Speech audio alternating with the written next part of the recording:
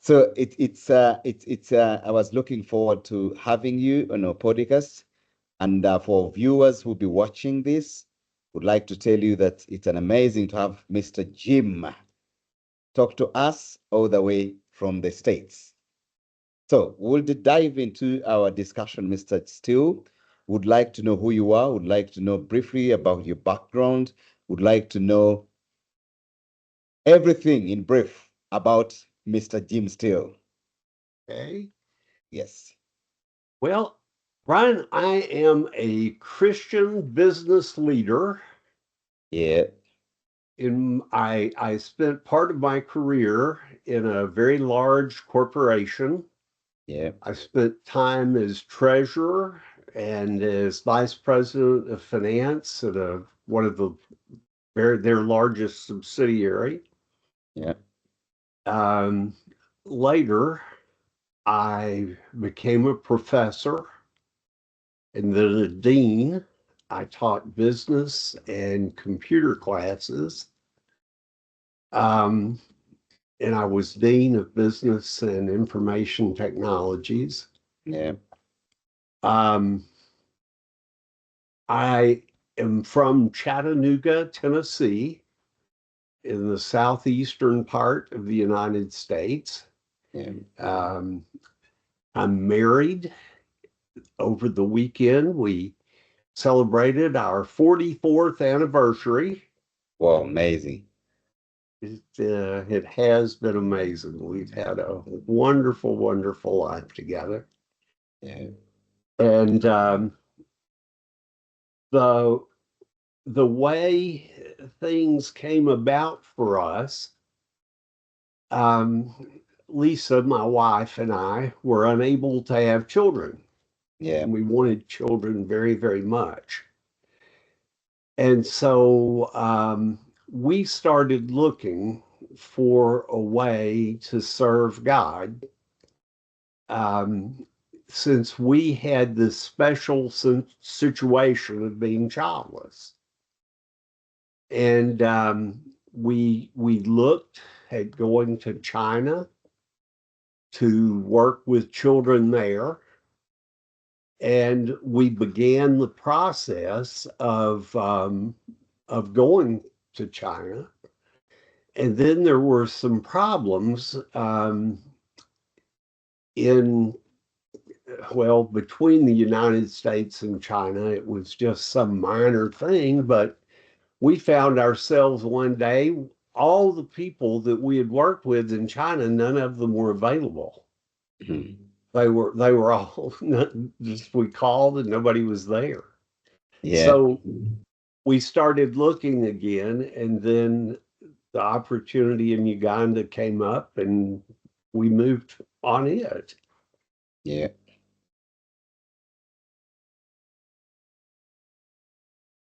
So that's pretty much me. Wow, that's amazing. It's great, amazing that you are destined for China, and in this case, it is Uganda that benefited from this at the end of the day. So how amazing this is it, and that's the work of God, and this is what you had to do as an individual. So, Mr. Steele, take us back to the moment of Uganda Children's Project. Okay, Okay. what was the turning point or spark that led you to start this journey of the Uganda Children's Project? Okay. In the late 80s or early 90s, I can't remember exactly, we met a man named Daniel Satuka. Daniel was in the United States as a student, and the church we were attending was helping with his tuition at a college here in the Chattanooga area. Daniel would go back to Uganda every summer, Yeah. and as he went back to Uganda, he became acquainted with John and Monique Mubiru. Yeah. And John was a pastor there in Kampala. Monique was a nurse, and she ran a very small clinic out of her house. And it was in the Nintendo area. Yeah. Um, at the time, Nintendo was a pretty rough place. This was quite some years ago. Yeah. Um, and she had a dream of building a new clinic. Lisa and I got involved with her dream. Yeah. And so we started sending money to her each month. Um,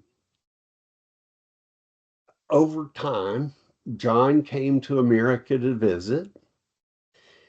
Monique came to America trying to raise money for her clinic. The second time she came over, I tried to help her find places to speak here in the Chattanooga area. And so she came and spent a couple of weeks with us. Well, the last couple of days that she was here, we were at a meeting down in Atlanta, Georgia. Um, and it was a meeting of a large group of churches. And Monique had had the opportunity to speak. We were at a breakfast. There were a large number of people there eating just very casually. And as we were talking to Monique, she told us that she had a situation. She had 4 children of her own, 3 children that she had adopted. Mhm. She had just learned while she was here in America that her brother in law had died, that her nephew would be coming to live with them. That would be an eighth child that she and her husband would be responsible for trying to educate. And she said, we just can't do it. She said, we will have to choose one of our children each year to stay home because we can't pay that many school fees. And she said, will you help us? Well, Lisa and I were already helping her with the clinic, and we were helping our own congregation here in Chattanooga. And we just didn't see how we could do that. And so Mhm. we told her no. We said, no, that's not something we can get involved with right now. We're sorry. Yeah. Another man overheard the conversation and he said, look, I would like to take this boy. I would like to sponsor him, pay his school fees. But he said, I have no idea how to get money to Yeah. Uganda. Yeah. So can you help me? Mhm. So I said, well, I'm already sending the money, for us. And I will just take your money, combine it with our money, and send it over, and then Monique can straighten it all out. So, our big moment in Uganda, we agreed to take school fees for one person Mhm. that we ourselves weren't paying. We were just going to take that money, wire it to an account in Uganda, and that was our commitment. That's what Yeah. we agreed to do. Yeah.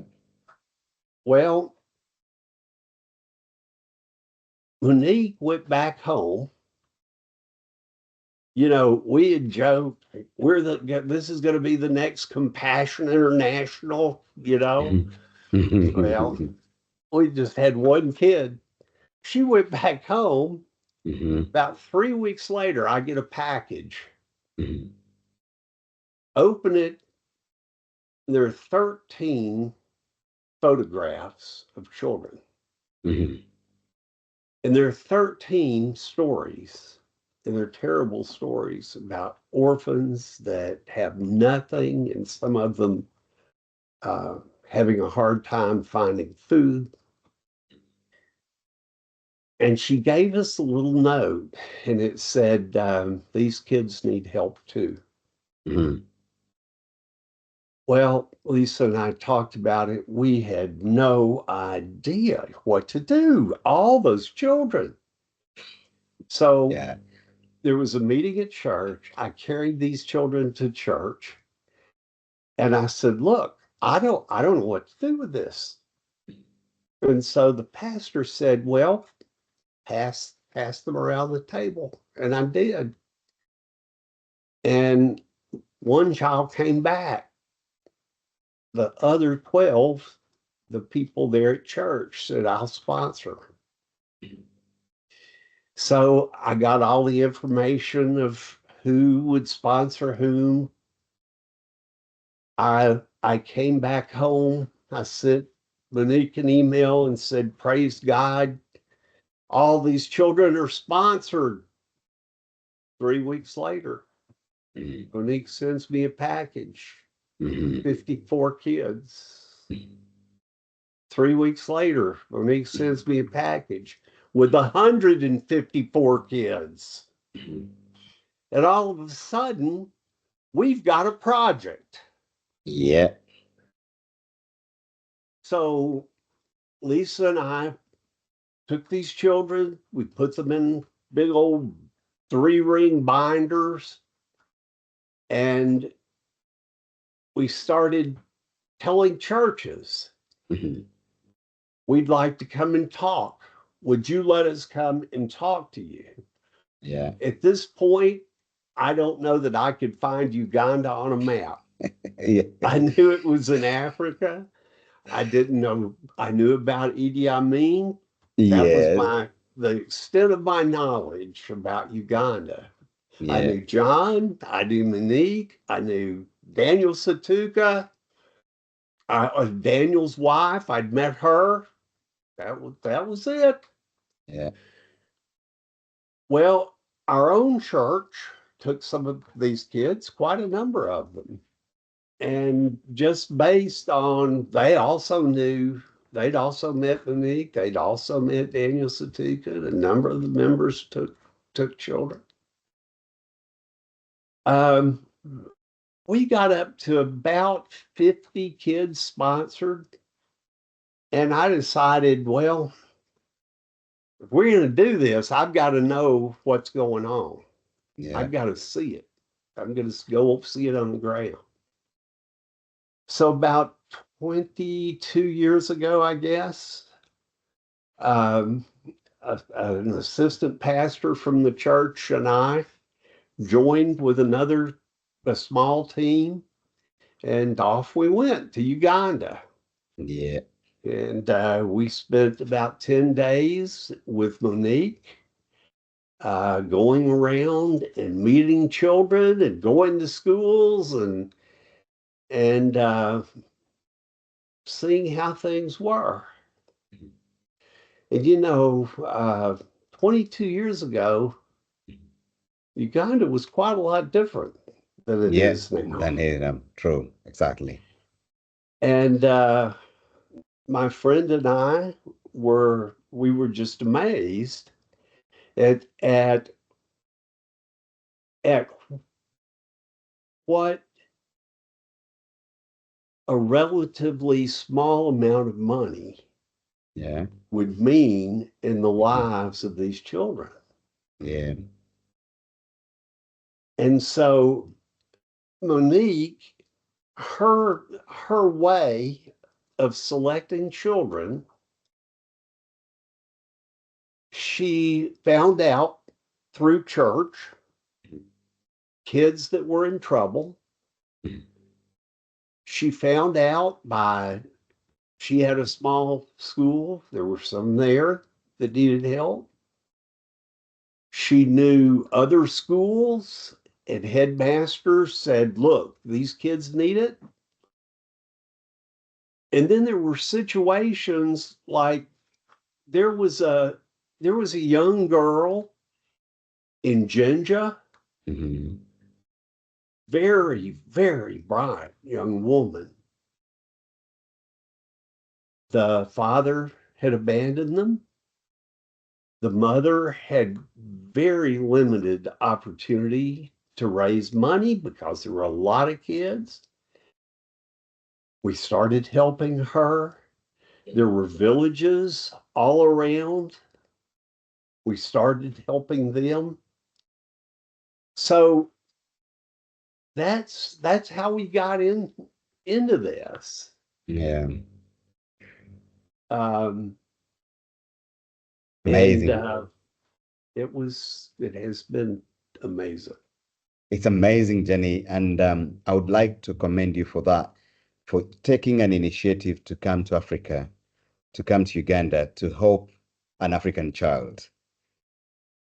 And it's your calling, it was your calling. And I believe that you don't regret that you laid a hand on over 100 plus children that are all happy today because of Jim Steele and the wife and the other members of the church that were able to support the communities. But most of all, your efforts of taking the initiative to take a step and go 18, 20 hours on the plane just to support the African child.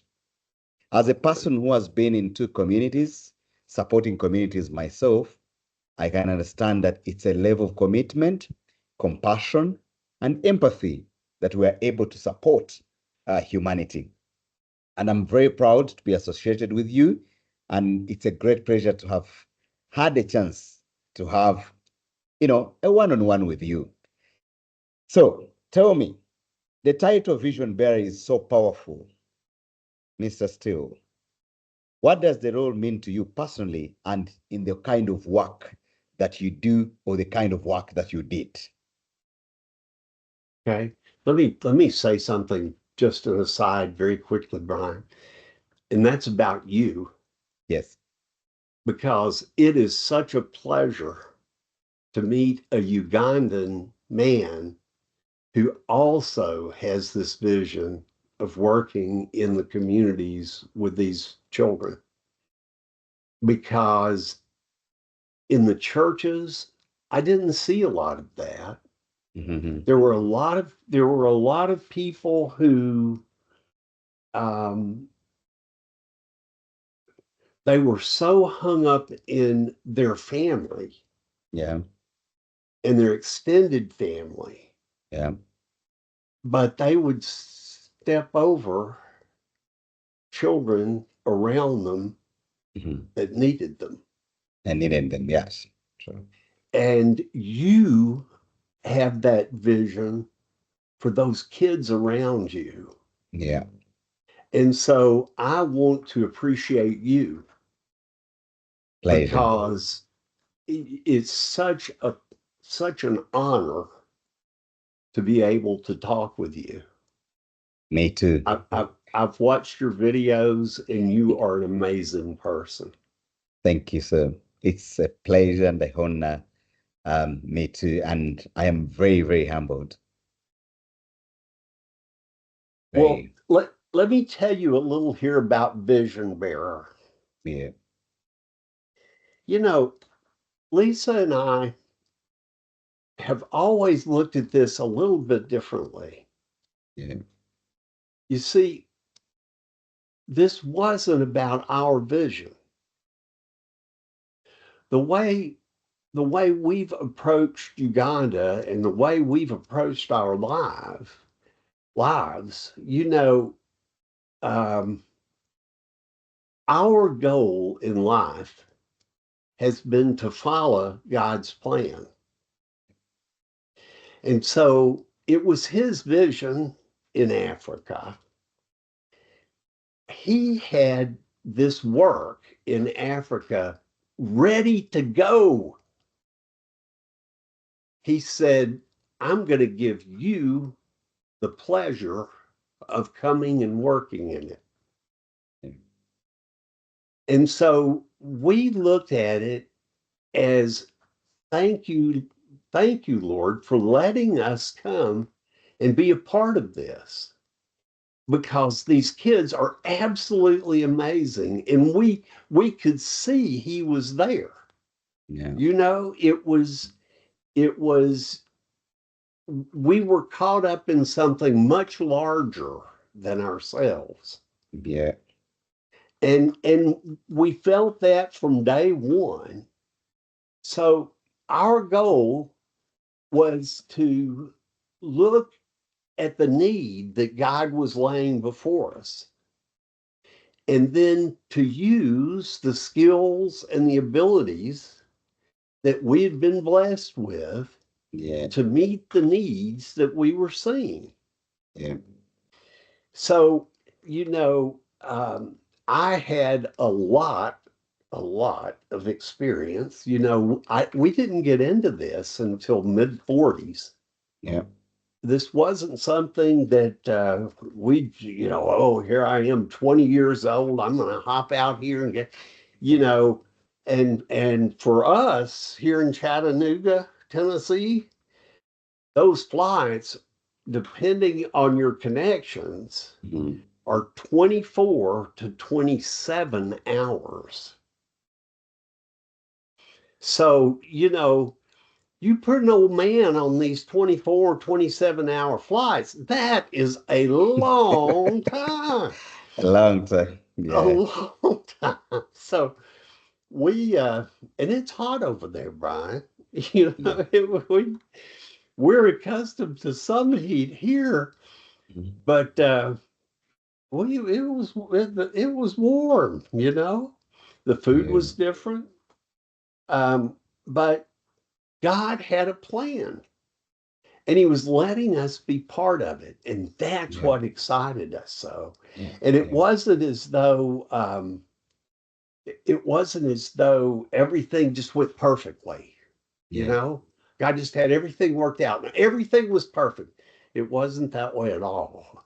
Mm. But we we worked, we were task driven. You know, how do we get this? Here are kids that need help. Brian, we flew to Texas, talked to churches there. We went to North Carolina. We went to Ohio, actually Kentucky, Ohio border. We went down in Georgia. We went all over Chattanooga. We talked to churches. We talked to Rotary clubs. Yeah.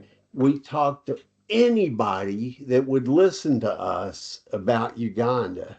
Mm. And as we started making trips over there, we had videos, we had pictures, we had interviews with these children talking Yeah. about their dreams, and Yeah. we could show where they were coming from.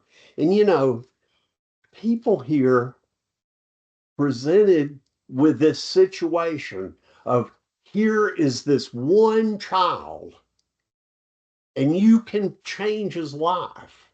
Yeah. That was a very powerful thing. And then, you know, Grace, Peace Grace, who runs the program and has for many years for us there, Mm. she would get letters from all the kids back to Mhm. their sponsors Mhm. every term. Mhm. And so there was this personal relationship between the Mhm. child and the sponsor. Yeah. And I still, from these graduates, I still hear, oh, I'm friends on Facebook. Yeah, we talk all the time. Yeah. You know, several of the kids have changed their name Yeah. to the American name of the person who sponsored them. Yeah. We've got several Steels. Yeah. Others have those names. I mean, it's an amazing connection that was formed. Yeah. And that was God doing it. Yeah. Wow, it's quite amazing, and I love that. especially when people chose to join hands with you to make sure that your dream comes true. Just to tell briefly, how did you feel the first time you stepped in Africa, in Uganda? What was your feel about Africa? Because still, I know so many people when you go to the side of Michigan, when you go to the side of the other south of, part of America, and many people have never stepped in Africa and they have had a different picture on Africa. How was your first experience stepping in Africa, and what will you never forget in your life about Africa, especially Uganda? Hmm. Well, when I came over there, Yeah. I had no earthly idea what to expect. And we got off the plane, and it was warm, quite warm, and it was late in the toward midnight, and we walked into this building, and there was a man sitting there in military. He was sitting at this desk, and we had to go up there one at a time and sit across from him. Well, we were accustomed to going and sitting and talking to military people. So, we were a little frightened or uneasy, not frightened. He Mhm, was loud, but he didn't seem like he was. And then this man, two people in front of us, mhm, there was this Korean man who mhm, had gotten drunk on the airplane. mhm, And he comes up and he sits down, and this guy starts screaming at him. And he says, "We don't need people like you here." mhm, And he threw him out. He said, "Go sit there. We will send you home." mhm, Well, then my friend has to go sit down next. And we're like, oh my goodness, what's he going to do with, these two old white guys from Tennessee? What's he going to do with us? Well, he was friendly and everything, but mhm, we had it was $50 for a visa, and he opened his desk drawer and he pointed, and you put your money in there, and he closed it. mhm. And then he stamped your passport and handed it to. So my first vision of Uganda was, what have I gotten myself into? Yes. The other thing with the kids, you know, we're used to seeing kids that are so incredibly spoiled. They have everything. Mm, And a lot of them aren't happy. mm, We would go into the churches, especially the churches, and these little kids, they their clothes were so worn, they were so thin, and I've never seen that kind of joy.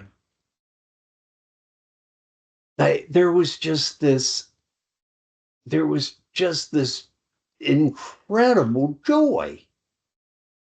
And you were sitting there and you were saying, I want to have this. mhm. I don't know what this is. And so, you know, after my first time in Africa, I couldn't wait to come back. I couldn't wait to come and be part of that again and to Yeah, feel it. And yeah. and it was everywhere. Everybody laughed. There was Mhm, so much joy. There was Yeah. just happiness everywhere. Yeah. And as once I started getting the hang of the humor and started understanding that a lot of the humor was directed at me for being the stupid white guy over there, Yeah. the Mazunga that knew And nothing.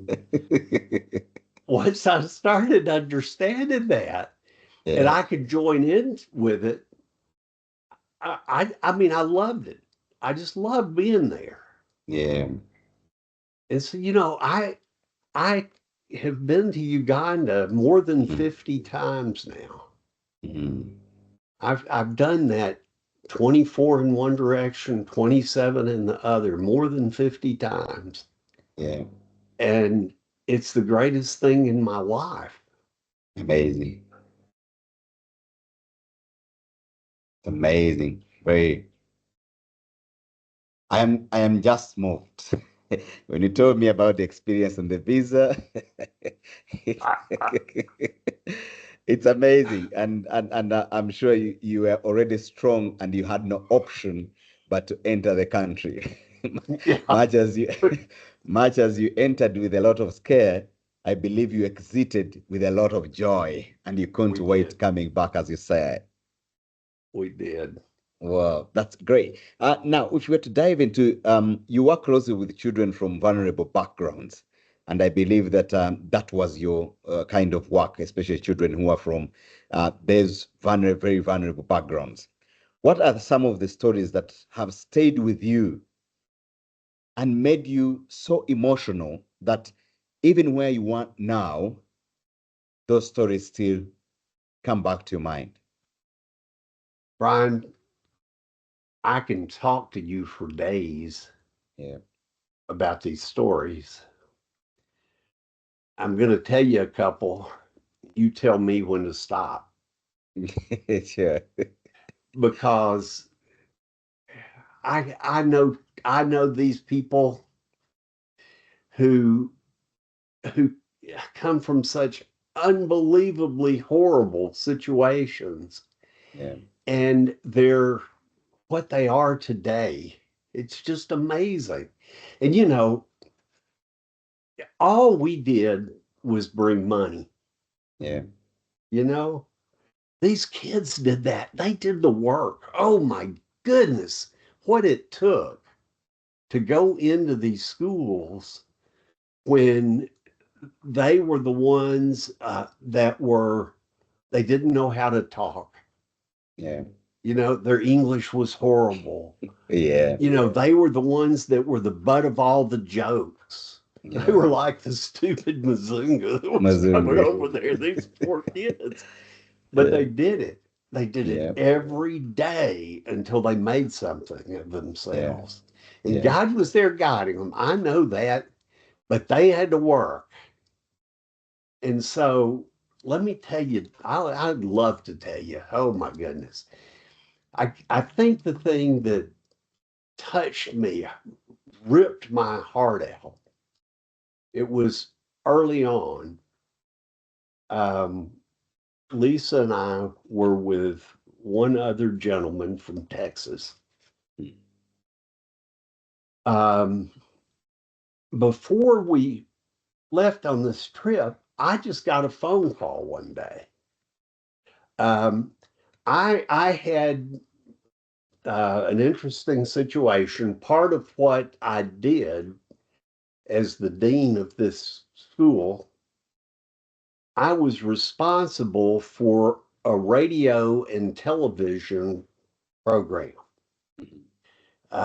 So I had these kids that were learning to be cameramen and they were learning to do sound, and some of them were learning to be on screen.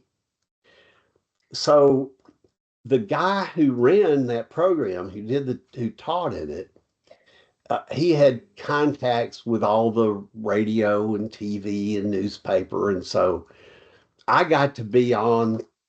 I got to be on a lot, and so one day I had been on TV, And I got this phone call, and it was this woman, and she was emotional, very emotional. And she said, "I'm sending you something, and then I want to talk about it. You call me back." So the email, I got this story, and there was a picture of this young boy, and he was probably 8, maybe younger. And he was sitting on a pile of rocks with a hammer, and he was breaking rocks. And the story told about him sitting there in that horrible heat, limited water, very little food. His life every day was getting up and breaking those stones. And I read the story, and it moved me. Yeah. And the woman said, when I called her back, she said, "You find that boy and you get him out of there." Well, I didn't have any idea. I mean, it was like, there's this boy somewhere in Uganda. Yeah. Well, I sent the information over, what little bit I had, and people checked around, and this boy was in Chole, is that right? The northern tribe in Chole, is that right? He was from the Chole tribe, The Acholi tribe, and yes, okay, northern part of so Uganda. yeah, there was in Chole quarters, it Acholi was quarters. up in there was a rock quarry up there in this one part just there out of Kampala, and all the people were from Ncholi, and they said the boy's in here. So we got in the van, we drove up there, and we started driving around in that quarry. And I mean, there were people so old out there with little tiny hammers Yeah. breaking rocks. Yeah. And there were children that were, they looked maybe 5 years old out there Yeah. breaking rocks. And Yeah. there were big guys in here, and they were hitting rocks up on the side of this mountain. And it looked like they would be killed when the rocks broke loose. And when we talked to Yeah. people, yeah, some of them did. Mhm. Well, we talked to a gentleman in there, and he said, no, he said one of the aid groups, like Compassion or someone like that, immediately came in and got this boy. As soon as that story came out, they came and got him. And the guy said, "But we have a few others." Many. Well, we said, and this was always the horrible thing about what we were doing.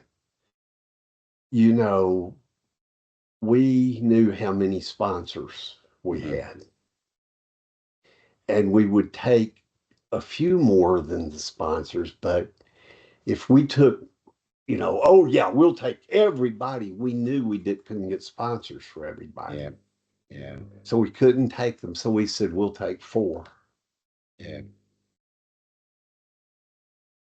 So in just a few minutes, this guy went around, and we had 4 young ladies. They said they can't pull their weight breaking stones. Mhm. They aren't worth anything to us, so you take them. Yeah. And these little girls were absolutely scared to death. we just went to the different places there in Yeah. we picked them up, put them in the van. They were crying, screaming. Yeah. The word got out there in the quarry though, and these women lined up as we by the time we were going for the third girl, and then at the fourth girl we were just mobbed, and the women were running up and they were going, "Here, please take my daughter, she's Yeah. prettier than that one, Yeah. and I know that girl, she isn't bright, my girl is bright, you take Mm-hmm. my girl." Mm-hmm. And they were trying to give us their children, Mm-hmm. and it killed me. It just nearly killed me. And Yeah. the gentleman we were with, he was trying to film all of this, and he just cried. He couldn't hold his camera. He was crying too hard. Yeah. Well, those four girls, one of them finished university. Yeah. Um, one of them, um, one of them went back Mm-hmm. while she was young. She decided she didn't want to be a part of school. Mm-hmm. The other two, one of them, I think, completed secondary, one of them got pregnant. Mm-hmm. But those four kids were exposed to something that they would have never seen. Yeah. Now, our next trip over, we went back to Encholi quarters, Mm-hmm. and these men came up and they said, "Get out of here. We don't want you in here. You are not taking our workers. Leave now." And these guys were armed with tools, and so we left. And I tried to get our workers to sneak in there and bring Mm-hmm. some children out. Mm-hmm. They were afraid. They wouldn't do it. They said there are plenty of other children. Um, one of the pastors said, "I don't understand. Those children have jobs. Why would you bring them out and put them in school? Let them work." Yeah. And that was something I still can't believe, but he did. That's what he told me. He meant the Uh, little children, and that's child labor, yes, and that's child labor that is very common, and some people see it as normal, and yet these children have so many years ahead who will become a problem once they are not given the right proper education. exactly. Yes. And for your mission, you're trying to see, let everybody fight, go to school, get education, and become better, and even make better choices in their lives. Yeah, that's what we always said. People um we would go and talk to churches sometimes, and they would say, "Oh, well, you're not really a mission organization. You know, you're not over there trying to save children." And we'd say, "Wait, our, what we see our mission has been is to take children who had no hope of getting an education Yeah. and give them an education so that they can make their own decisions, so that they can study the Bible or study whatever." Yes. And understand it, conspectualize it, and make a difference between the good and the bad. Yes. We had Muslim children, you know. Yeah. Uh, we Goodness gracious, I went into some Muslim schools and it was about as frightening as the guy wanting his $50. You know, we go in there, nobody, all the women and the guys wouldn't look at us. And here I'd go to come meet my teacher.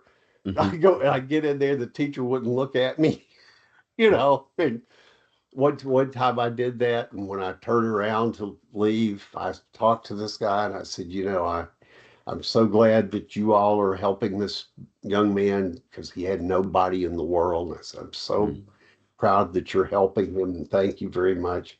And I turned around and when my back was to him, he said, and thank you too. Mm-hmm. Only words I ever heard in that Muslim school. Yeah.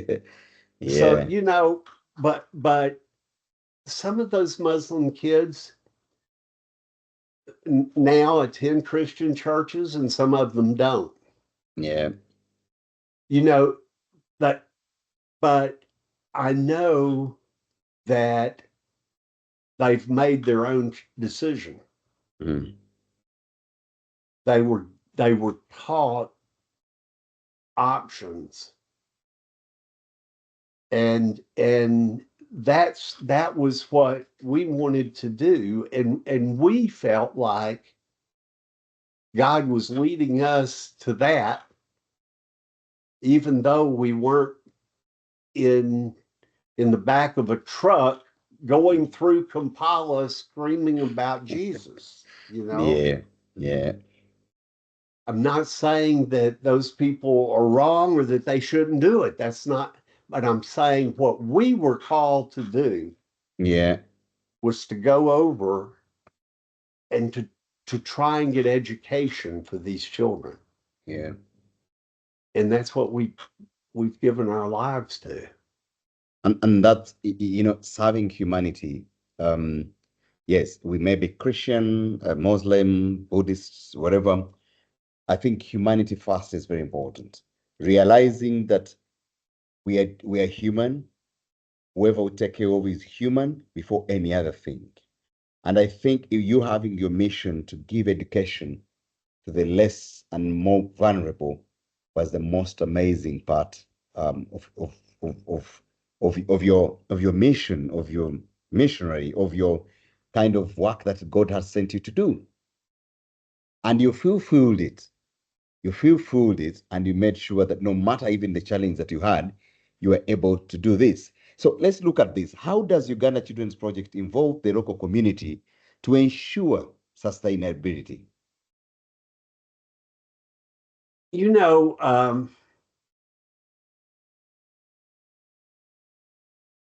we approach this in a very unique way. I think it's Yeah, I I uh, I traveled to Uganda by myself a lot.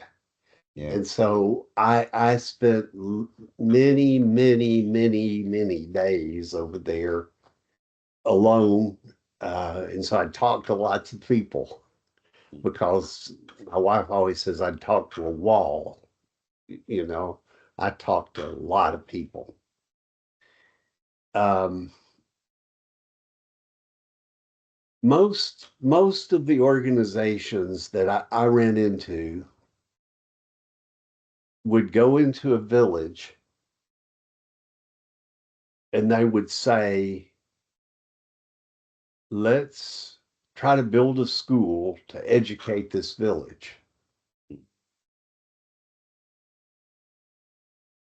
Or they would go and find a school and they would say, let's try to pay fees for all the kids in this neighborhood to come to this school. And see, we never did that. That isn't the way we did things. yeah, We found the children.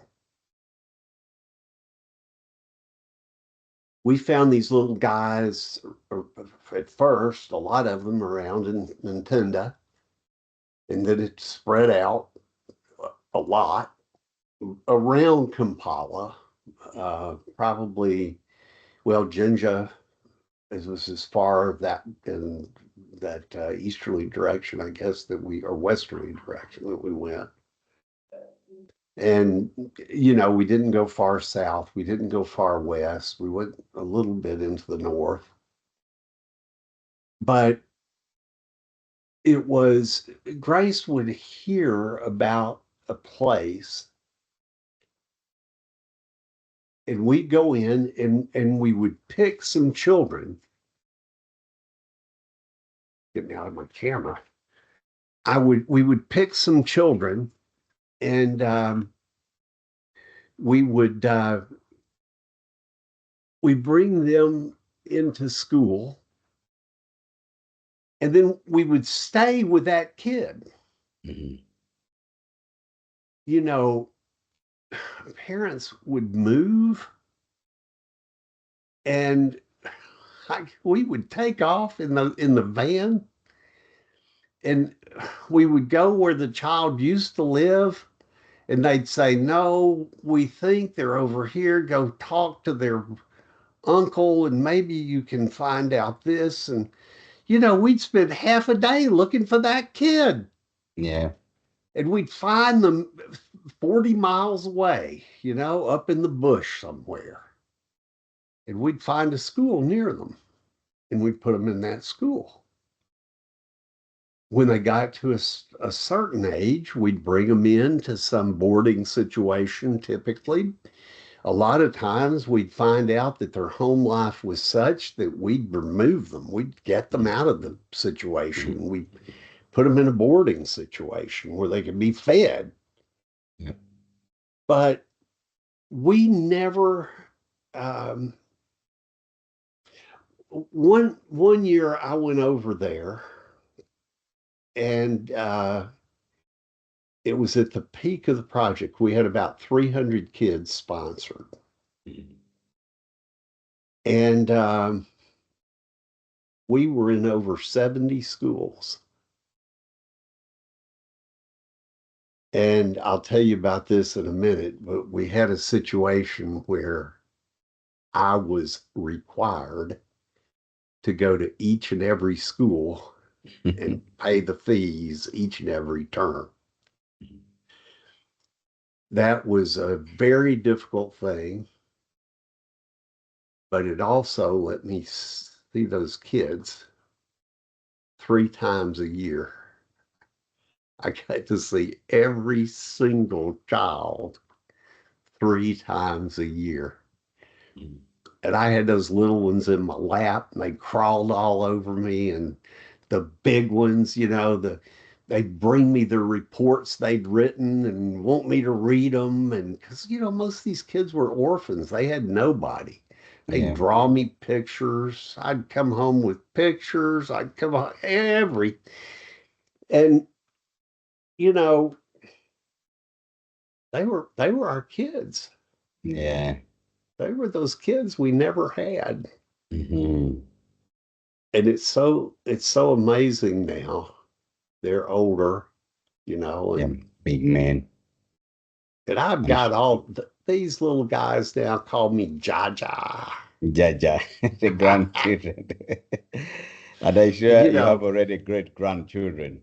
yes, and my white beard, uh, I'm getting a little bit of the call me Jaja Ho Ho, Hmm. because they think I'm Santa Claus. Hmm. So I'm Jaja Ho Ho. Yeah. So Yeah. anyway, but that's our approach wasn't so much community focused as it was individual child Focus. focused. Individual child. Yeah. So I mean, whether schools we were close to, Yeah. there were schools that headmasters that what is happening with my camera? There were headmasters that um, that I loved dearly. Yeah. Uh, we put many kids through certain schools. Yeah. But we had to deal with these kids. And the deal was when you finish PLE, we'll put you in a good school. Everybody gets in a good school. Mm. but the school is going to match your performance. Mm. And so the kids that finished in the top 10%, they went to Nalia Mm. or they went to St. Mary's. Mhm. The kids that were average, well, we found the very best school in their neighborhood Mm. and we put them there. And, you know, there were kids that came from those neighborhood schools and finished university, and Mhm. kids that went to Nalia and didn't, Mhm. you know. But we tried to tell them from the time they were tiny, you're going as far as you can go. Mhm. We're going to find somebody that'll put you there. And we did. Or, you know, Lisa and I have, we didn't have kids. So the money that would have gone to raising kids went to raising kids in Uganda. Yeah, and many more kids, 300 Yeah. plus. Yeah. So, you know, I paid for those airplane tickets out of savings, um, and paid for we paid for a lot of kids to go to school. That was that's the greatest blessing of our lives. Yeah, man. Yeah. Wow. It's quite very amazing. And any impactful mission comes with hurdles. And I believe that as you did whatever you did, there are hurdles that you faced, both as an individual or as the organization. So, what are those challenges you faced running this project of taking care of children in Uganda? Man, I had all kinds of other stories I was going to tell you. I wasn't going to just tell you about it, Choli. I had a bunch of them laid out here. If we have time, maybe we'll come back and talk about some of them. You know, Yeah. some very emotional ones, but um, we had some hurdles. We did early on. We we had a really hard time finding honest people. Um, the Mubirus. Let's just say we had a misunderstanding about finance Yeah. and just leave it at that. Um, really hurt us. Mhm. Um, the project was up to nearly 100 kids. Um, we ended up in a situation where their church split and we had to find new people to run the project. Yeah. Um, I was reluctant to do this, but I'm going to. We had a pastor who is still a pastor there in Uganda. His name is Yeah. Joseph Kasaga, Mhm. his brother Vincent. And we put them in charge of the project. We felt like pastor and pastor's brother, that would be great. They were very friendly, very open, very good with the kids. We thought things were going great. One day we had sent the money to pay for a term for all the kids. Um, we're talking nearly 90 million shillings. Mhm. That's about 30,000 US dollars.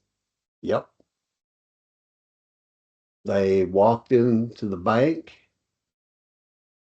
They used their IDs to take out every shilling. They put it in their pockets and they walked away. Sorry. They stole every single penny. And I used to call them about once a year, call both of them. And I would say, you're thieves and I want my money back. It's not my money, it's God's money. You have stolen from these children and you owe them the money back. Yeah. One of them would laugh at me. Every time he would laugh at me, say, we got ours, we took ours.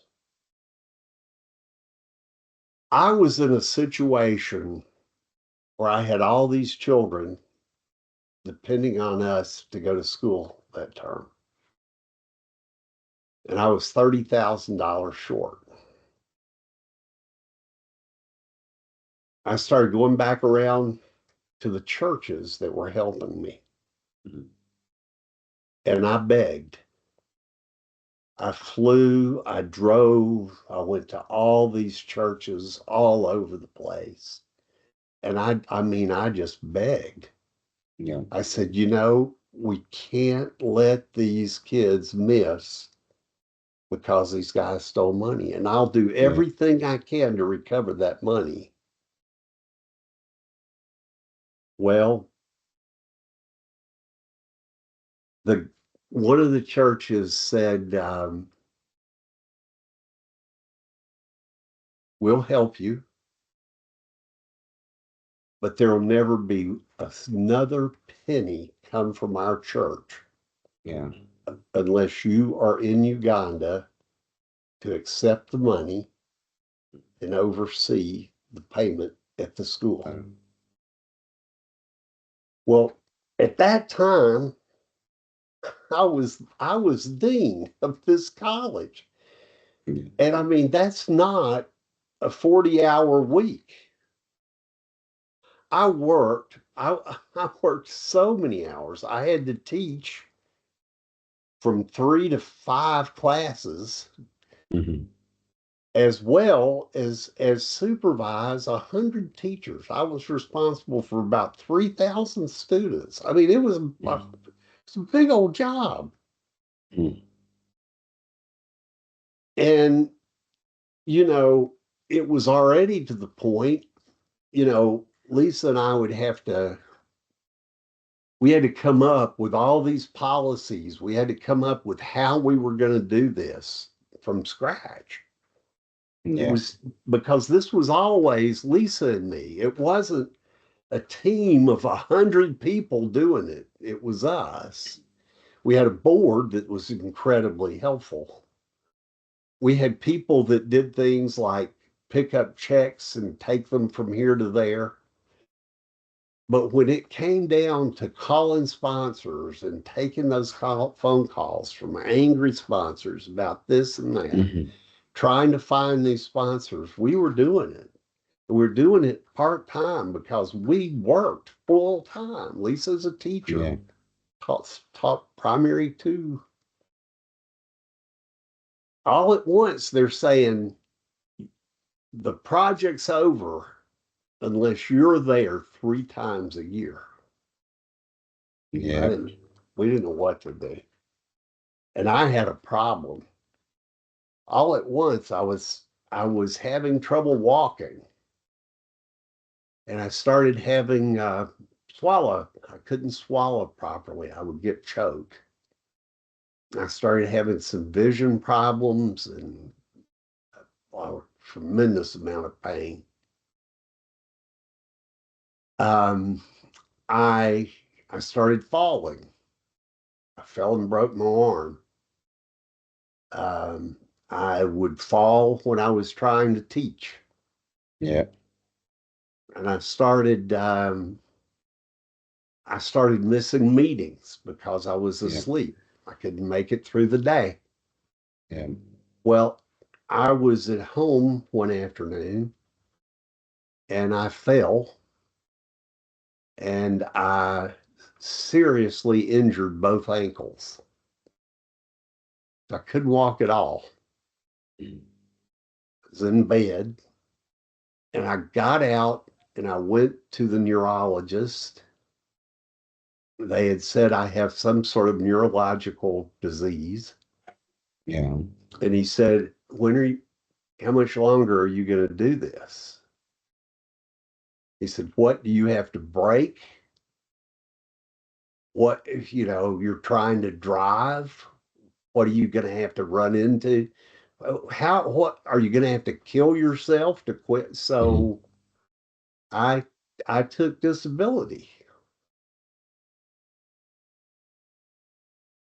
People would say, how can you go to Africa if you're disabled? Well, I could Mhm. they could roll me up to the door of an airplane Yeah. and I could get down the aisle and get a seat. And I could do that 27 hours of flying because you Yeah. sit there. Yeah. And when I got off, they'd meet me with a wheelchair. They would take me to our van. I'd ride around in the van to see the kids, to pay the fees. I could make it maybe a day, maybe two, and then Mhm. I'd have to sleep for a day. Mhm.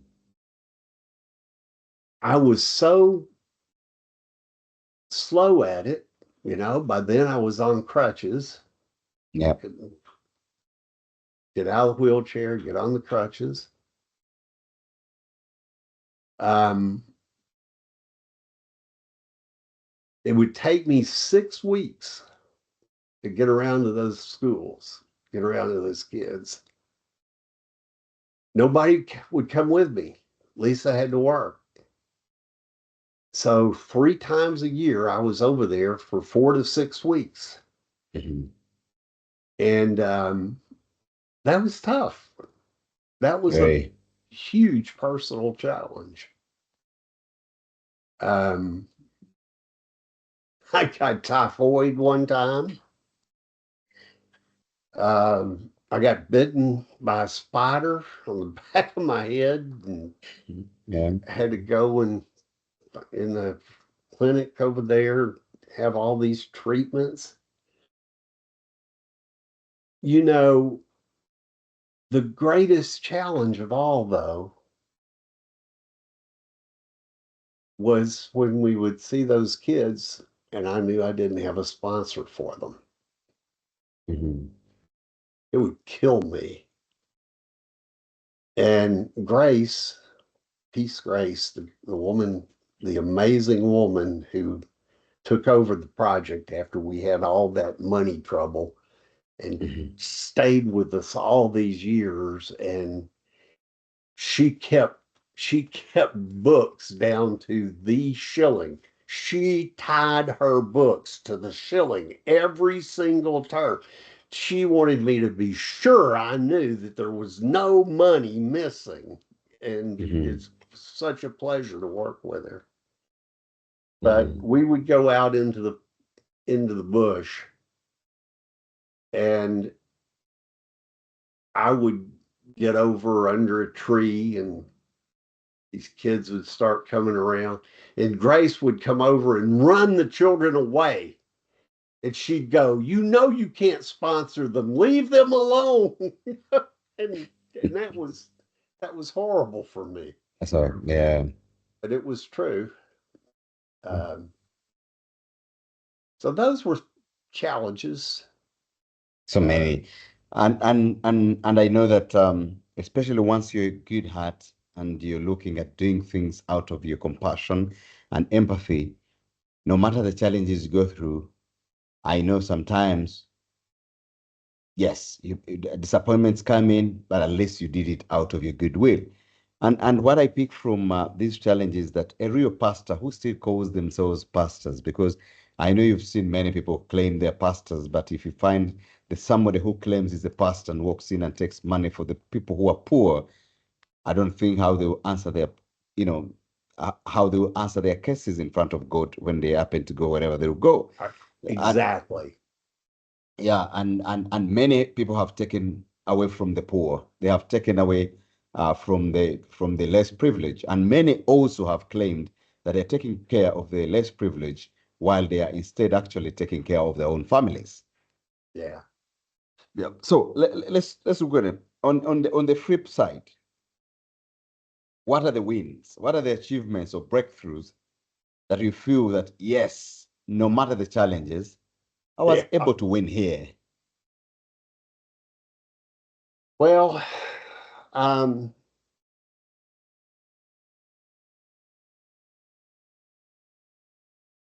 let me tell you about a lady.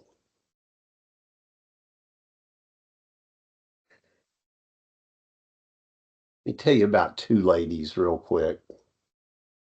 They had this happened very early on in the project and really changed the way things worked with us. And I can't remember exactly how the timing worked here. It was almost exactly the same time. But there's a young lady named Jacinta, and Jacinta had heard about her when we were over there one time. That she was a very intelligent young lady there in Nintendo, very intelligent, and couldn't afford university. You know, we were dealing we were dealing with 5-year olds, you know. We were dealing with primary, what, university? You know, we never thought about university. What in the world? Could we help her at university? I was with a gentleman that I didn't know real well, but he'd agreed to go over with me. This was probably about my third trip over there. Um, he said, well, okay. He went and found her. There in the tent, he found her. He said, let's go. She said, what? And he said, let's go. She said, go where? And he said, we're going to campus.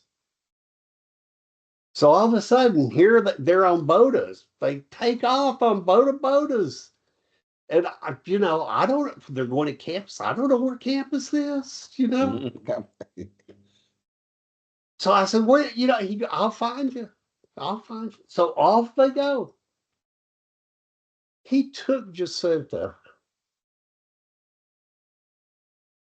to enroll. He paid her enrollment. He sat with her, and they filled out all of her applications. He did all the forms. He took her around and he showed her the buildings. He had a map and he said, this is the building where you'll do this, and here's where you'll go for this kind of class. And he just took her around. He just showed her around. And it was, I just I couldn't believe it. But that's what he did. Well, then he paid. He paid for her fees. Every single term, he paid for her fees. Well, I I was over there for her graduation. She asked for a graduation party. Yeah.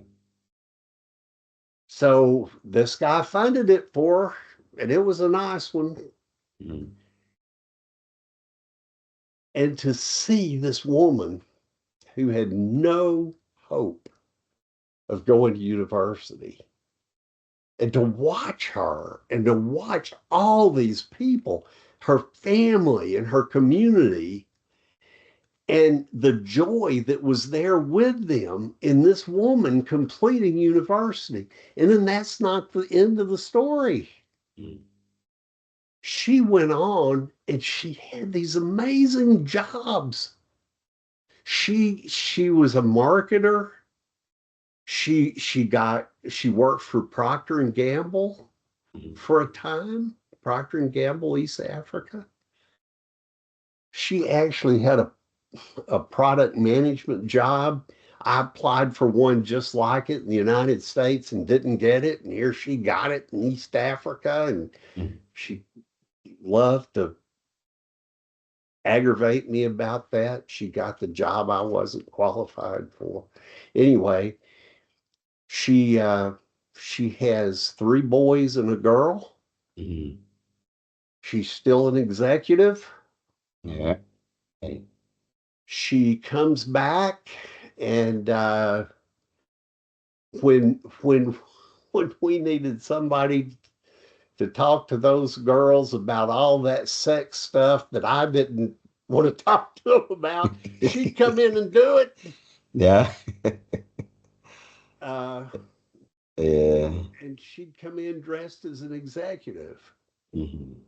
and she'd come in as a mother, and Yeah. she'd tell us kids, "You can do this too." Sorry Mm. about my camera. I don't know what is the matter with this. Keep seeing things it wants to take pictures of, not me. But that was a joy. You know, that was something that just thrilled me. We had another thing that happened early on. Second trip over, we had this woman that went with us,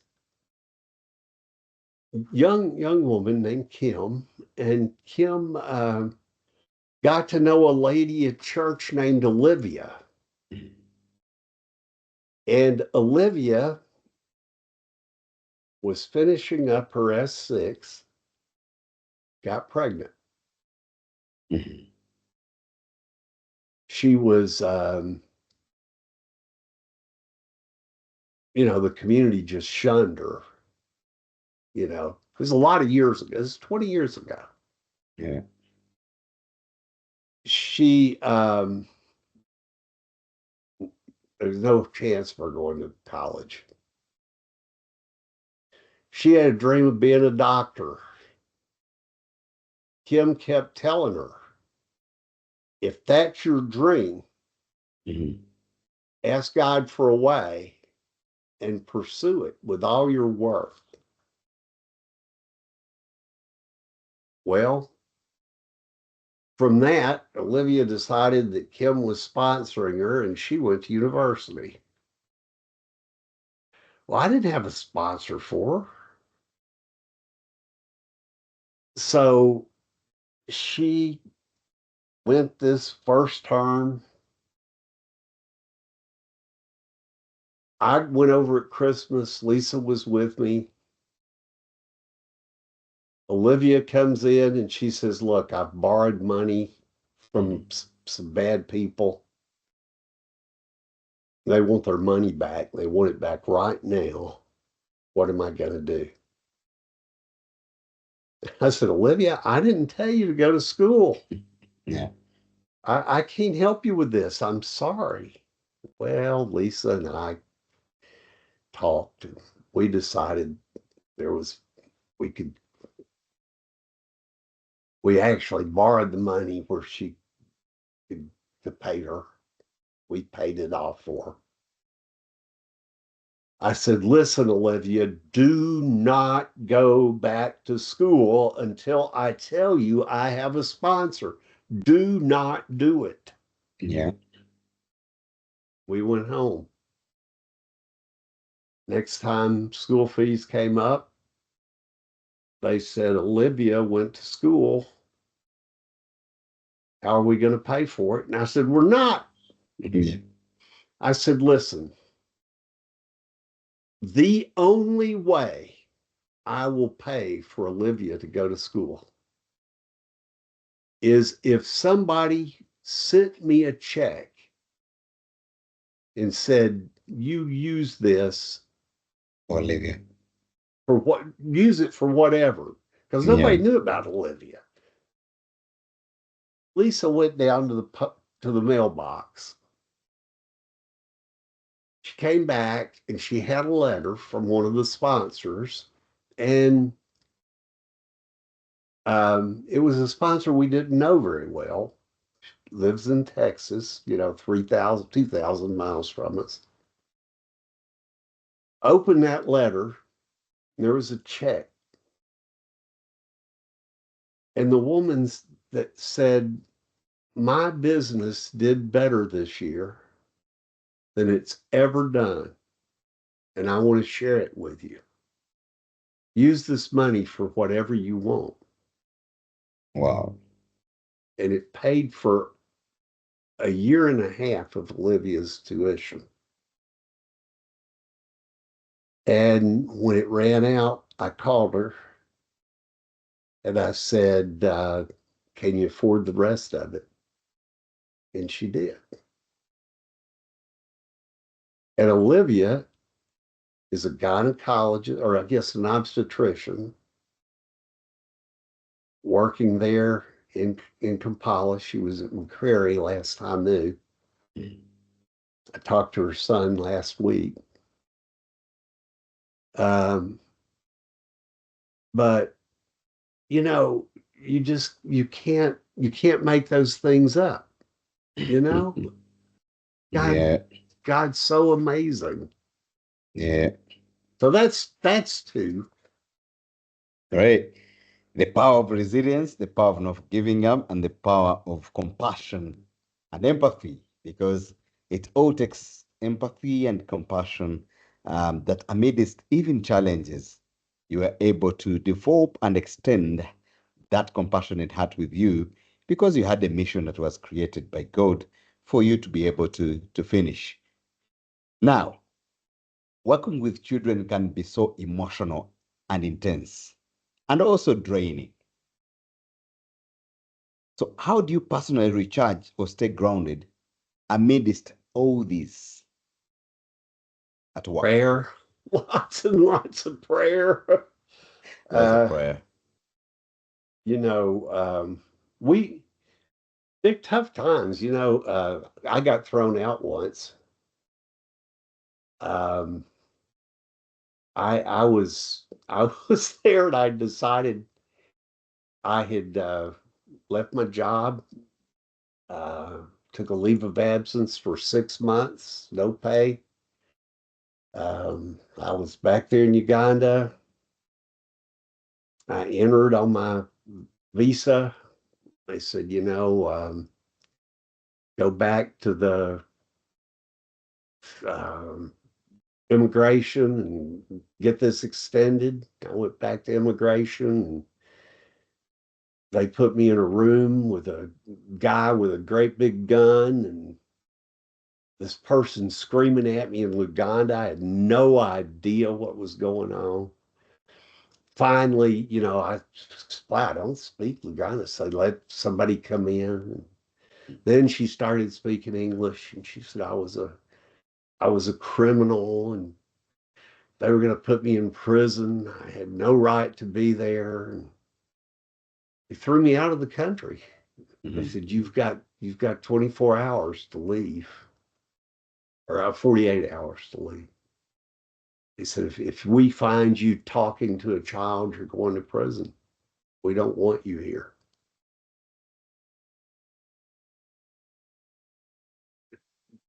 That was a night of prayer because we still had work to do. Mhm. So snuck out the next morning, and we went to Jinja and watched to see if anybody was tailing us or anything. And then we went on about our work. We finished Mhm. our as much as we could, and then we got on a plane and left. A Yeah. lot of prayer, a Mhm. lot of prayer from people Like, back here in the States. yeah, yeah, true. And I know that at some point, as you whatever you do, the devil, the work of the devil is always at play. When you look at doing something great, especially whoever has done great, there's a proverb that says that a mango tree that has mangoes always suffers thorns. And I believe I believe that was the work of the enemy. You sometimes in our lives we're full of enemies who are actually not far away from us, but within us and within our kind of work that we do. And Yes. and we can't avoid that.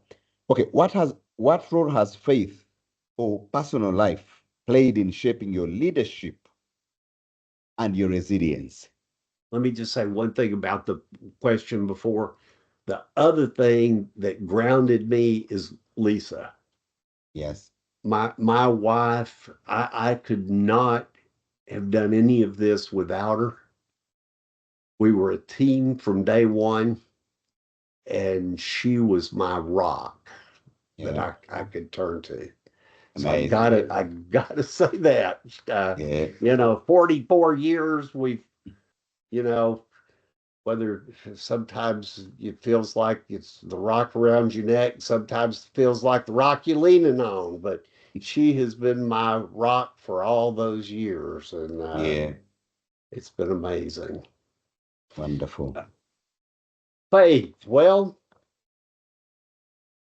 you know, my my role in all of this has been to find out what God's doing and find my place in it. Mhm. And from very early on, I felt like God had a place for me. There was something He wanted done, and so I wanted to put all of me, all of my knowledge, all of my energy, all of my emotional self into this because it was it was a it was a project of God. So that was what what drove me. That was the driving force. And sometimes those prayers were, God, how in the world are we going to do this? Where is this money going to come from? And it always did. Sometimes where it came from was us. It was, well, look a little deeper. Maybe you got some hidden somewhere. You can dig it out and send it to Uganda. We did. Most often, though, it came from somewhere like that story I told you. Yeah. So faith, faith has been, I always believed God wanted these children to succeed, Yeah. and that I had faith that that's what He wanted. And so when they got off track, Grace used to carry me around to some of these kids, and she'd say, "We are going to this school. I want you to yell at this one." And I'd go, "Well, what about?" And she'd say, "Oh, his behavior." Well, Yeah. Americans can yell. That's that's a skill set I have. Yeah. And I would scream at these kids, but I knew why. I knew why I was doing it. It wasn't to be, the the big man or something like that. It was out of Because that, love. yeah, Out of those kids love. had to have somebody to tell them, you Yeah. know? To align themselves and to give them the discipline that they deserved. Yeah. So, they weren't getting it at home, you Yeah. know? So did the best I could, Yeah. and God was showing me the way. And I believe that very much. Yeah. Amazing. That's wonderful. What is your long-term vision for the Uganda Children's Project? And where do you see it in the next few years, 1, 2, 3, or 5 years from now? You know, Brian, I just turned 70. Yeah. Uh, So you're at the my, tender age of 70 at a tender age of or 70. 70. My Yes. my health is less good than it was. I'm not going Yeah. to be able to do the things I used to do. Yeah. That's tough. I don't know what my role will be. Yeah. Uh, the Uganda Children's Project in America um, is over. Yeah. Uh, I'm not going to be going around looking for fees and those things. But we train these kids. They've heard it from the time they were tiny, when they were, P2s. Mhm. God is blessing you so that you can bless others. Yeah. That's what this is about. Mm. You're not special so that you can make millions of shillings and go and be, you're here to help. Yeah. That's what it's about. We had this deal. The kids that went to university promised, every one of them promised, we'll sponsor two. Yeah. Sometime in our life, we'll pick up two kids and we'll pay for them all the way through. Yeah. Well, the crazy thing is, when these kids started getting out of school, the first semester they were out, they'd come running to me as soon as they had a job and they'd say, I'm sponsoring a kid. Yeah. I'm sponsoring two. I'm sponsoring seven. Jacinta opened an orphanage. She's working with her cohorts at Mhm. work, and they've got an orphanage. And they've got all these kids, and they've got them in school, and they're living in Mhm. this place. So when we saw we were having to close, I sent out a letter to all the graduates, and I said, my time is over. Now it's your turn. I can't do this anymore. Mhm. And now it's your turn. So they got together and they funded all the kids. Mhm. Three terms. It's been 3 terms now. And it's the graduates funding Ugandan children. Wonderful. That's amazing. That's I think that's one of the greatest gifts to them, extending compassion. Once someone extends you compassion, would be able to teach your children or the community that once you support it, the best way you can reward Jim Steele is also extend compassionate act to someone else. It becomes a chain and it builds up strong communities and also for sustainability purposes, I think so. Great, great. That's amazing. Thank you so much on that. And just as we conclude our talk, how can listeners support your work locally or internationally? Those who are listening to you, how can they probably support the projects that you left in Uganda? If any would want to support, maybe at one time somebody lands onto this, how can they support them in case there is a need for that? The the organization that they have formed is they're working through a church. Yeah. And so um, yeah, I want you to understand they're working through a church, but unless they've made huge changes, Yeah. there's not any. I ran into things over there where, oh, you can be part of our group if you join our church.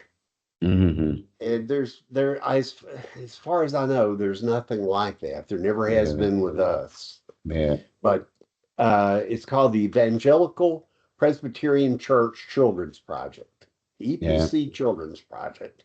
Hmm. The woman in charge is Peace Grace, Yeah. who you need to do a podcast with. She is a remarkable person. She has an unbelievable story. We'll look for her. Ah, We'll look for her. I can give you her phone number, and Yes. I can send this to you, and you can put it at the bottom or whatever. But Yeah. she's 256-773-056-109. Great. And I'll tell you, I'm 70, but I'm not dead. Yeah. Uh, if I can help anybody, Yeah. I'd be more than happy to. Yeah. True. Um, I can be an advisor. Yeah. I would love to do that. Thank you. It's amazing. Um, if if anything about the story I've shared with you, if others would like to hear it, I'm always available. Thank you. And we're very humbled. And at your tender age of 70, your life is just beginning.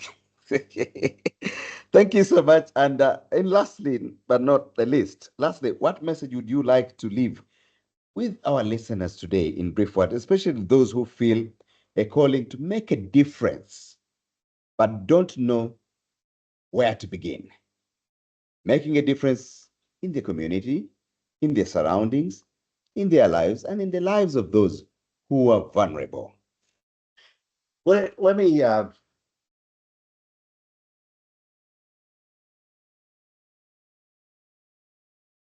me say this.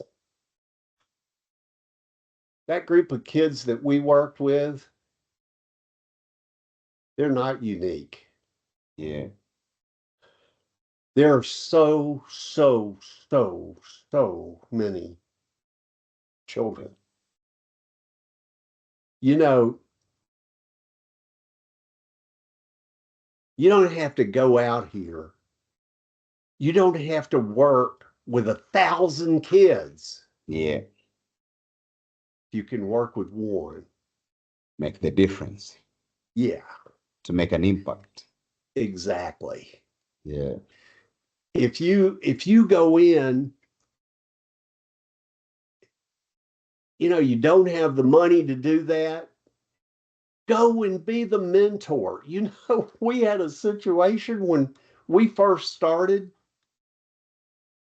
One of our kids graduated university, and he said he went to an interview and he said there were three men and they all had on suits.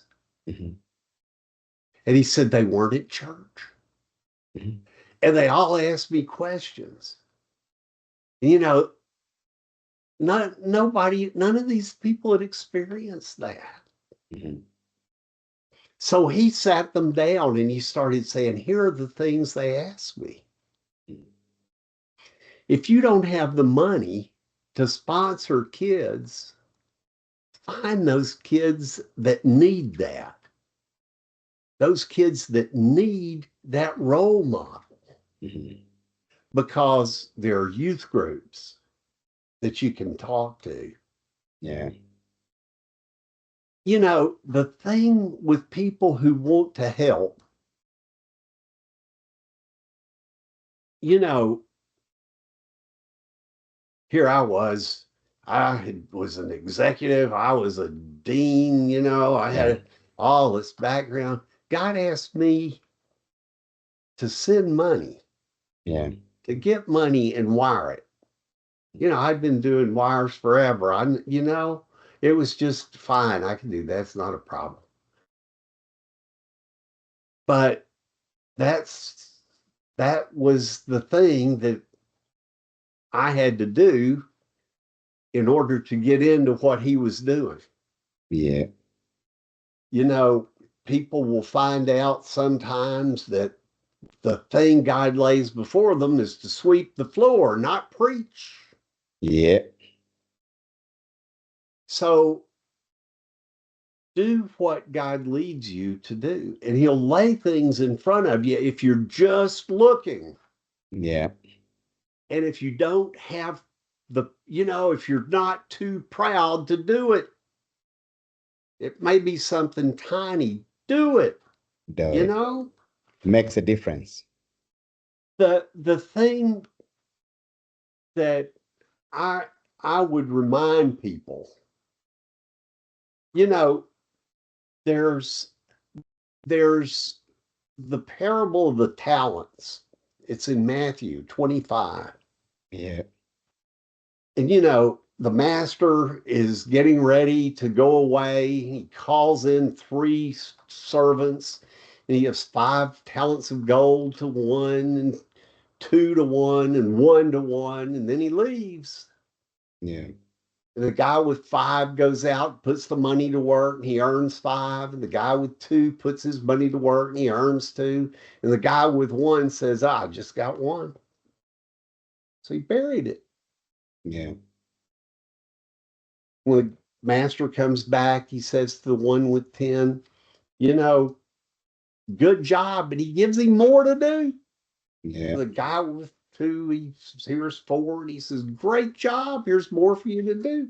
And the Yeah. guy with 1 comes up and says, well, I know you're a tough guy, so I buried it. And he throws him out of the house. And Yeah. he takes the 1 that he had and gives it to the guy that has 10. And don't be that person that hides your 1. Mhm. Do what you can do. Do what God puts before you. I hate these things in churches now. They do this thing. What is my gift? Yeah. That just drives me nuts. Has nothing to do with it. God Yeah. will give you what you need to do Yeah. what He wants you to do. If you Yeah. come and say, this is my gift, God, that's all I want to do, you're Yeah. crazy. That's not the Right. way it works. Yeah. I've got one more thing I'd like to say. You know, the church in Uganda, in America, in the Yeah. world, Yeah. the church is dealing with laziness. Yeah. There's so many lazy people in the Yeah. Christian church, and I'm sure it's in all It's religions. all over. Yeah. People now, after COVID, they don't even want to go to church. Mm. They stay home. They come to church. The ones who do, they'll listen. They'll scream amen at the right time. They'll sing, might dance a little bit. They're worshiping. Oh my goodness, I worship. Yeah. And God wants you to worship. I'm not saying that's wrong or that's bad. Yeah. What I'm saying is it's not enough. Yeah. It's not enough. Worship, work, play, play, work. It's work. You're called Right. to work. Yeah. Follow Jesus, and that is work. Yeah. People who are sitting around and say, look at my worship, they're kidding themselves. That's Yeah. not the You're call. right. So look look for what God's laying before you, and go and do it. Yeah. Whatever it is, small, large, go and do it. Yeah. And make impact and create value in your community and in society. Exactly. Yeah. And see, we always said we're going to do this one child at a time. Yeah. So we would go and we would say, okay, what can we do for that one? We worked with 500 before Yeah. we finished, right? You saw that list of graduates and Yeah. everything, what they're Yeah. doing today. It's Yeah. God has blessed these children. but it's one child. Yeah. It's one child at a time. Once you bring up a quality child, you will spread it. Once one child is helped right, the rest of the others will also take it up. Instead of Yes. massively helping when you're actually not creating much impact. Because these days still, most people say, how many have you impacted? But how many quality of people have you put out there? I believe in equality. I will tell you, Mr. Steele, as myself, the founder and executive director of Bravo Shoes Community Support Organization, I believe in equality. I believe in transforming a child right from down to the end. Among the few children I take care of, maybe one time they become the president of this country. And at one time, they will take a decision that will be able to transform this world. And that's my principle. Is where you help thousands and none of them actually can prove that they were helped Yes. because they were massively being talked to. When we talk about my Buddhist practice, Mr. Steele, our practice, my Buddhist practice is it's a dialogue one to one. That when once somebody gets the point right, then he will be able to give it to someone else Mm-hmm. than preaching to 10,000 and most of them actually are not listening. So Mm-hmm. it goes back to this. So having a one-on-one, create quality that you, when you have a quality child, will always take decisions once they have the capacity to do that for those they left behind than just massively. Because I've seen so many organizations spend lots of money. And actually, when you ask them what they have done, for them, they are after numbers, not quantity. The Exactly. quality, they are in quantity instead of quality.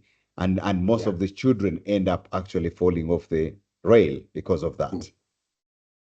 Because I would give you another example still. When I'm a footwear business, as an entrepreneur of footwear, what actually prompted me to start the organization is that I could receive so many organizations coming to buy footwear for the children that are very vulnerable. But guess what? Most of them would come to me, my shoes are quality, very high quality.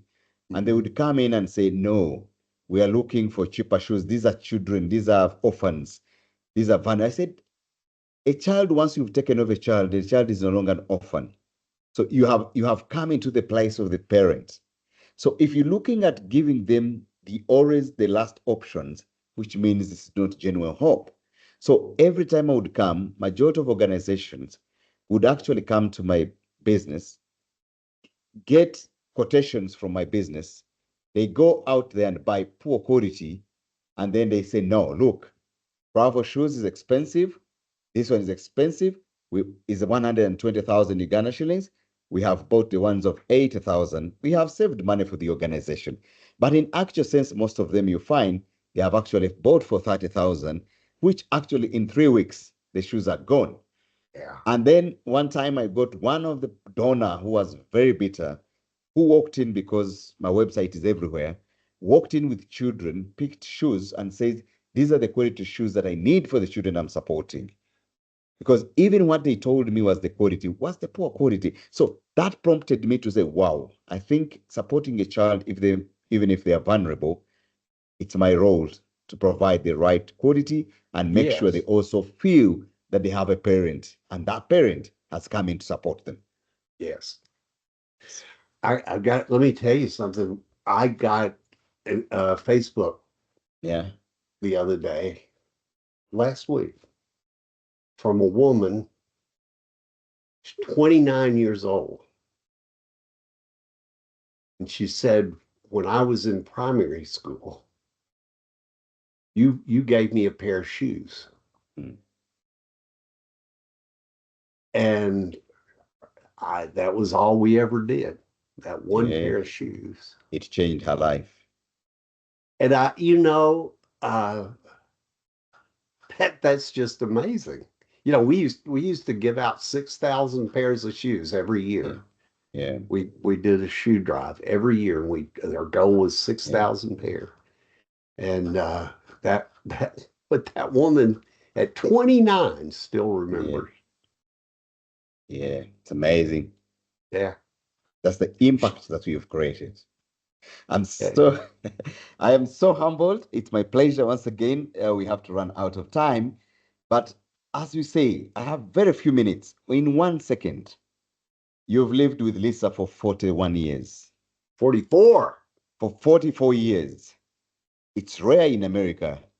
What secret is there for you to maintain your marriage for 44 years with Lisa? And I would like to commend you for that because it's a rare occasion in America.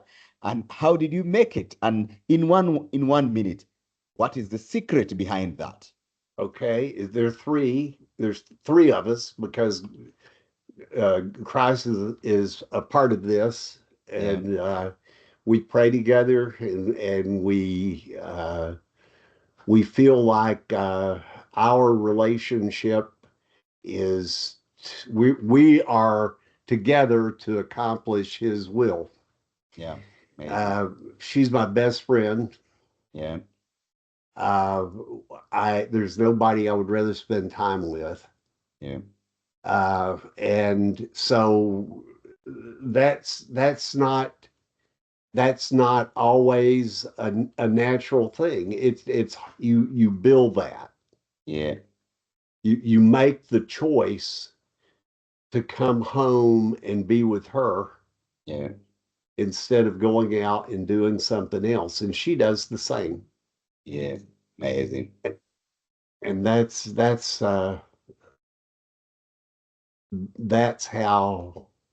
how we've done it. But Wonderful. Christ is the center. That's the thing. Yeah, great. Thank you so much for our listeners. It's the crust. It's crust that is in between these two people, and it's because of his faith and a great preacher and a great human being, no matter everything else, but a great, great human being that not only serves his purpose, but the service of the Lord and his able.